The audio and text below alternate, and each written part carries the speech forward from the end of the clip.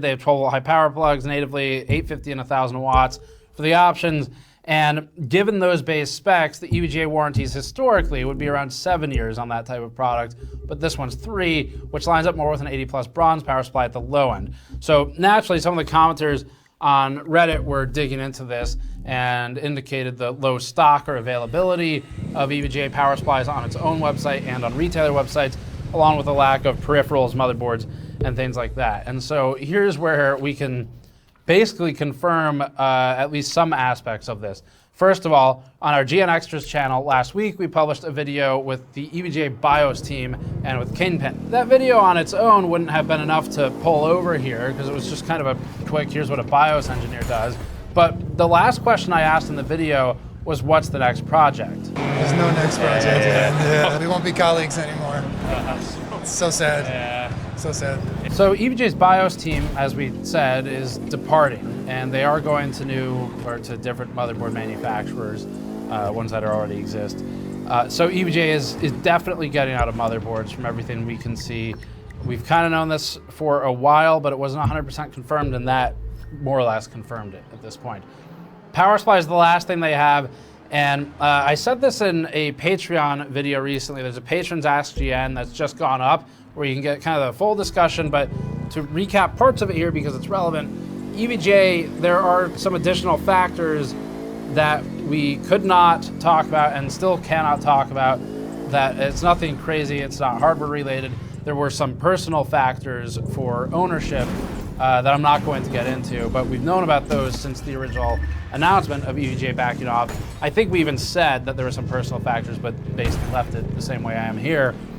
So the point is, because we know EVGA's owner doesn't want to sell, and because he has not put anyone else in charge or in place, there's really only one direction the company goes, which is to wind down. So this kind of tracks with that. It's sad.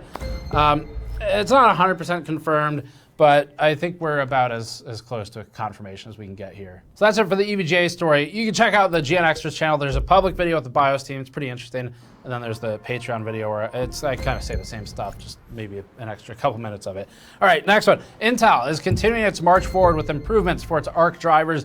And these are interesting because there's some pretty big uplift in performance here. This is the new beta driver version 101.4514.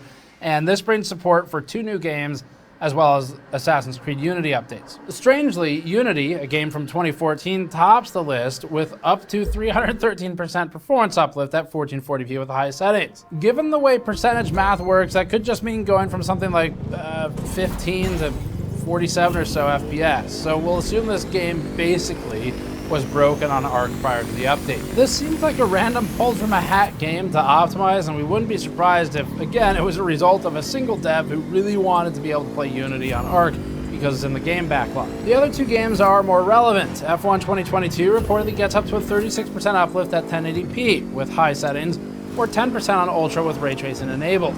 Rounding out the list is Deathloop, where Intel cites 10% at 1080p and 8% at 1440p.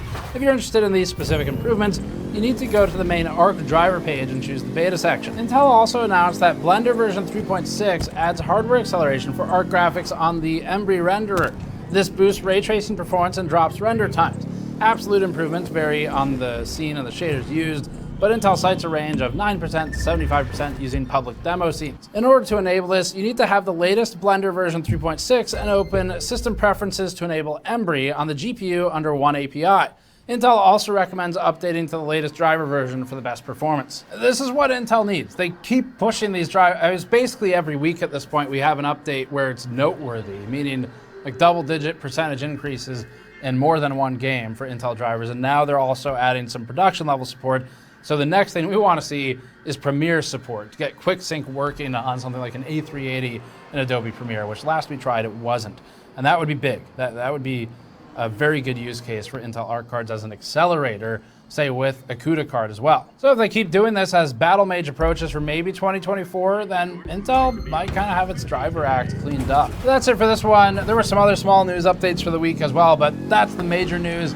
And we will continue working on our next big project, which is a documentary, full-length video. It's probably going to be around or over an hour long, And as always, thank you for watching. Subscribe for more. Go to store.gamersaccess.net to grab one of our items, like say the Amp Medium mod mats that now have the pin and the extra cards included. And thanks for your support. We'll see you all next time. Unlimited 1.5% cash back is just the beginning. With no annual fee. Chase Freedom Unlimited. How do you cash back?